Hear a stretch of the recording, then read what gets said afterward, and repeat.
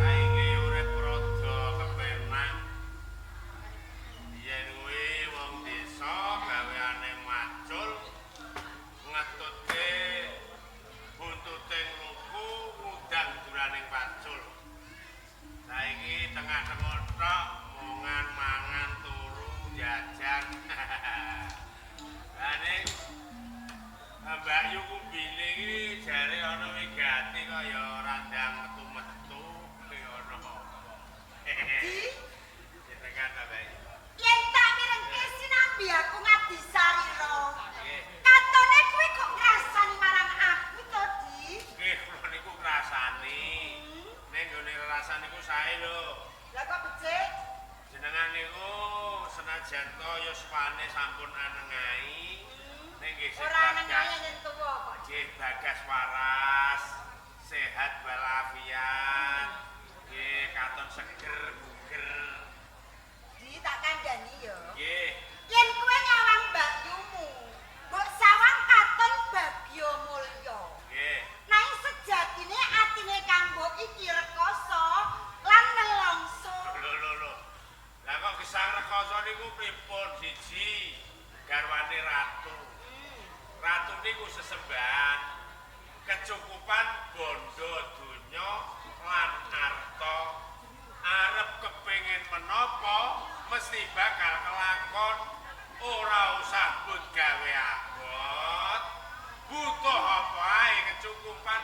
Lho kok isih ora tentrem ora ayem niku pripun? Kuciwane sing ndadekke atiku ya to. Nggih. Mergo aku durung bisa dadi garwa Prameswari. Perkara niku to. Lho iya to. Ah. Sawangen awakku nganti kuru. Nek awan ora doyan mangan, yen bengi aku ora bisa turu mung kepengin dadi garwa Prameswari. Niku timbule penyakit, timbule pikiran nek diterus-teruske. Jadi perkara rembug garwa Prameswari.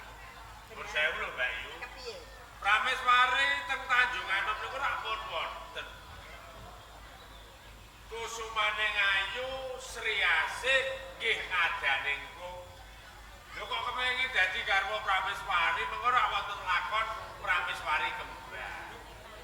Ya mula kuwi di sing ndadekke pikirku bingung.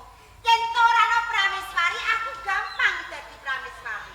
Nggih. Ning mergo wis ana garwa Prameswari, aku bingung piye to carane supaya aku bisa lenggah dampar ing kaprameswaren. Tumus judul Kepiye? unen-unen wong iki nek wis kepenak ijeh kurang kepenak. Ora menungso urip kuwi pancen kepengin gayuh enak lan kepenak. Iso diarani enak lan kepenak niku nggih kudu ana sing dienggo. Terus Lah sing dienggo apa? Duit. Gitu. duit Nah, urip niku ora butuhke ragat to. bener. Nah, ngeten Mbak Yu. Nek duwe panjangka kudune ya dijangkah. Nek ora dijangkah, ora bakal kelakon. Gitu. Lah Nek kok panjenengan duwe gegayuhan kepengin dadi garwa Prameswari. Monggo Prameswari tesih gesang. Isih urip, langka iso dadi Prameswari. lah mula kuwi di. Aku rak dijanji yang kepengin dadekke garwa Prameswari. Nganti jambulane tak teni. Besok kapan kumuse? Lan aku bisa nglenggahi dampar kaprameswaren. Jadi niku gampang. Lah kok gampang? Gampang. Gampange piye? Nek kudu nggunakno ngelmu.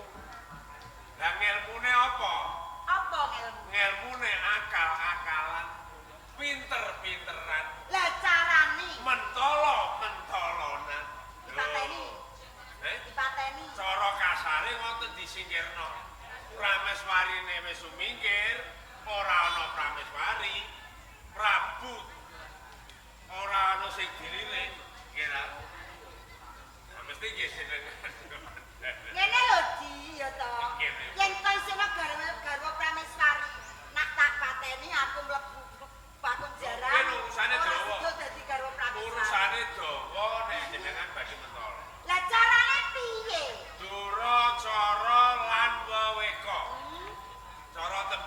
gampange ditampa gunakake politik. Politike kepiye? Oh, politik niku kemproh, politik niku mentolo. Gitu. Disingkirno cara halus.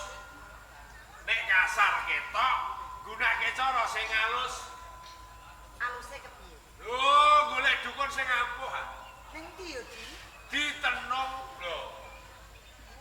Suwe-suwe mesti mati karepe dhewe. Nak ditenung ora wis tarani. Lho, piye to? Nek aku sing nenung. Nabok nyilih tangan, ketoke sampean sing tumindak, ning wong liya bergerak. Oh, cocok, pinter jebule kowe. Ngeten mawon, napa sampean lali kalebian. Apa kowe kenal dukun? Lho. Mboten usah golek. Ya ning ndi? Kula kalih sampean iki ra di guru. Eling ta ora? Sampean iso dadi bojone ratu teng Tanjung Anom. Sinten sing rigena? Oh iya, Di. Lho. Bapak Prabu. Nah, Bapak Pragoto alias Prarasto. Iya, kelingan. Diboboti mawon, ditangisi mawon. Sowan teng mriko mengke sampean jujur apa anane. Nek ana pitukane ya apa pitukane. Piro regane dituku Mergo dadi. duwe duit. Lho nggih ha. Yen kaya ngono ora usah kesuwen, Di. Nggih. Saiki enggal ayo dereke pun kang mbok tumuju swangarsane Bapak Kok Prabu. wis terang digacak lakune. Ayo. Suting nendra prajane seribu manca den prayekna lalela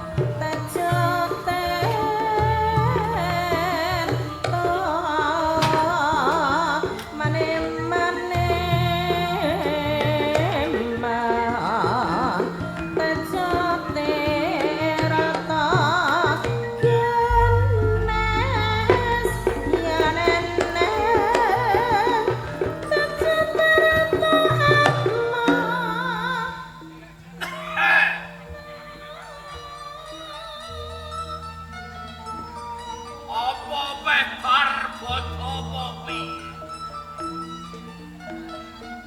Kala mangsane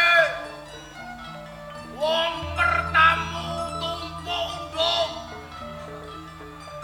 Kula kopi teko dhewe-dhewe. Bar bodo kok sepi nyanyian. Mongko bulan teh rokok wis entek. Ana ngene terus ra kecuten aku. Nah aku ndar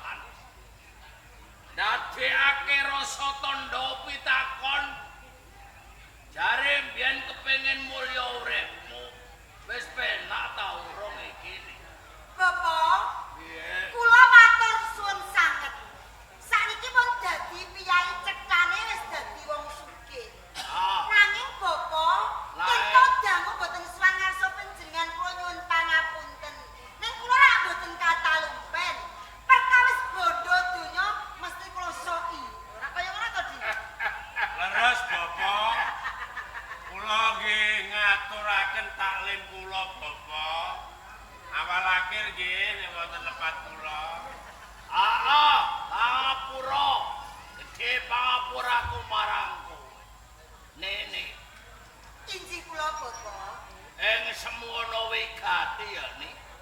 Menika leres. Saderipun kula nyuwun pangapunten. Mawi sowan mesti wonten wigati. Mawi krasa penak mboten nate sowan ngaten to Bapak. Wis lumrah. Bapak, Piye? sowan kula menika kula kepengin matur dhateng panjenengan. Estunipun kok gesang punika bagya menika dereng.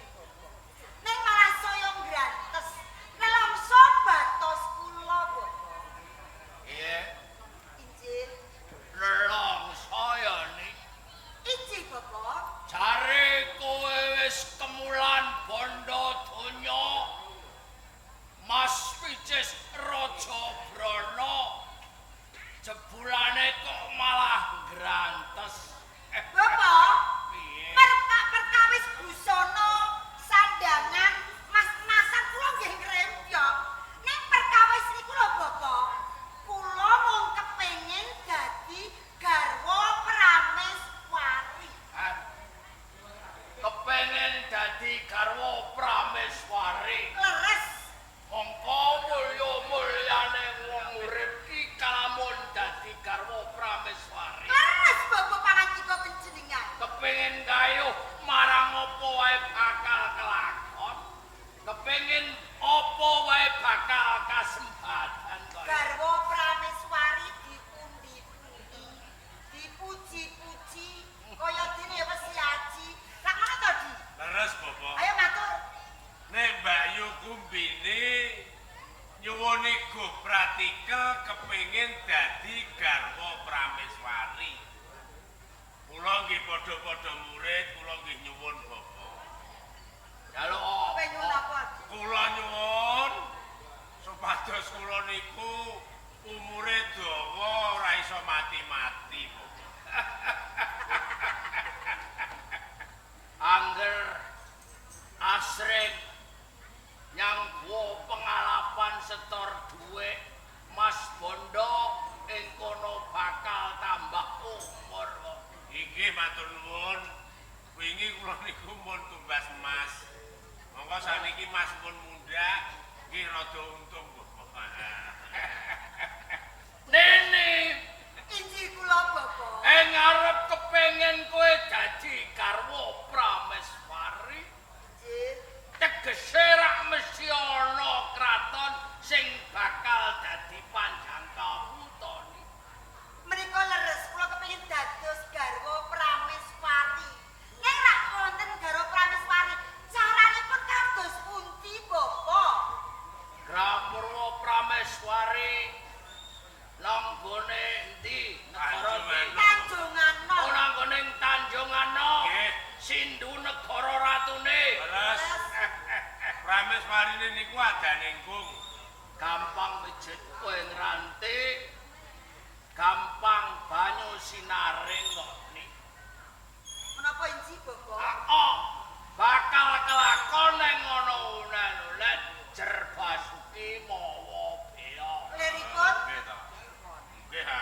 Samu barang apa ae kepengin gayuh marang kautamaning urip kamulyaning urip kudu nganggo pitukon. Bapak, pitukone napa badhe kula wujuti? Pajero? Dudu. Pitukone ora wujud bondo donya Mas Picis Raja Brana. Lajeng napa? Neng Pajero. pitukune mung cukup wedhus karo pitik. Walah, lho niku larang Pajero lho, Bapak. Wedhus saiki murah medun, Bapak. Wedhus niki ora payu. Pitik niku saniki akeh degluk do mati. Neng panjaluke setane ngono kok. Wedhus rong trek rosok pokoke. Ngono to, Di? Mengke pitik telung kecamatan. Kita ketemu kecamatan. Ayam potong. Wedhuse cukup 100 iji. Oh, pun gampil. Niku sing kendhit napa mboten, Bu? Sing kendhit Sijine iku paling 3,5 juta wis wedi. Apa to, Di? Aku yo blantik wedhus. Ya. Layak. Sing siji dibeleh dipendem yang prapatan, sing 99 dilebokke kandangku sing etan omah kae. Oh, ngaten iki. Napa mboten betake sapi? Ha, Mengke nek sampean butuh sapi, mengke tak kandha lamin kula sampean dadi setori. Bayar dhewe. ora. Bakul sapi. Iya, pitike 501. 501. Ampun kuatos bobo perkawis ayam Siji dibelah pendem perapatan ben mlakune santet banter sing 499 dilebokke kandangku sing Perkara pitik gampil. Mengke kula tukoke nggone Yangring bakul pitik. Apal to dibakul sapi apal, bakul pitik apal. Apa ngene tuku? ngono wis aku Saged. Sakwi. santeni sautara tekane santetku ya.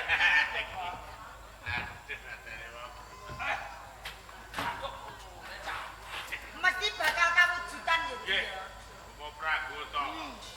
Masak kabeh dipupuk kapoke kebo aku sikil.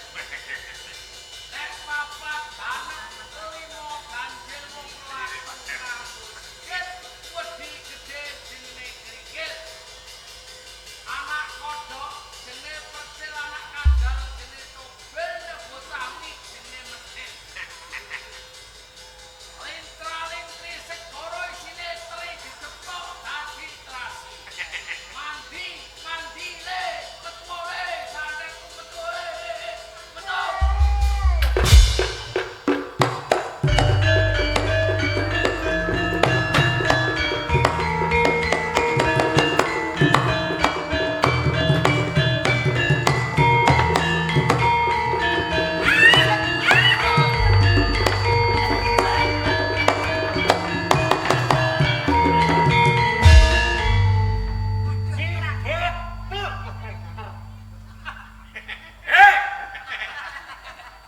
Pidato Pragoto. Ah, kok. Dik, Lho kok Dik? jenenge santete sodo. Iku enak. Lungguh sigang setumpang. Dik, kok undang. mergo ana wigati ya, Le. Monggo lamun ora ana pidati niki pidato.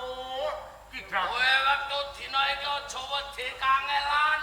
Age-age tak kongkon tumuju ning Tanjung Anom. Mongko wektu dina iki Ratu Tanjung Anom leboni ben eker-eker rupane ketelek. Minggu dhisik pidato Pragoto. Udah saji seswarane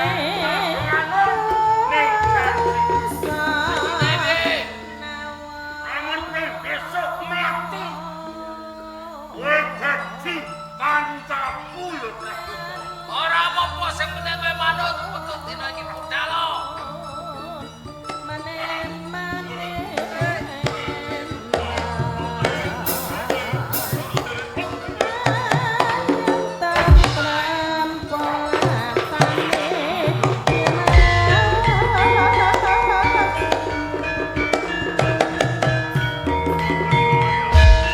Kirisi bobo kulasre. Ojo tenung gedhe dhuwur gegirisi. Ah, Mesti penjangka panjenengan badhe kasembadan. Sing tak jaluk rak kaya ngono to. Ngaten. Sing wigati pitukane ampun lali. Wedhus 100, pitik 400. 500. Ampun kuatos bobo perkawis niku mangke bare kula teri trek-trekan. Wis kaya ana tontonen kedadian apa kang bakal lumaku ning Tanjung. Oh iya, Anom. bareng kula nyumpame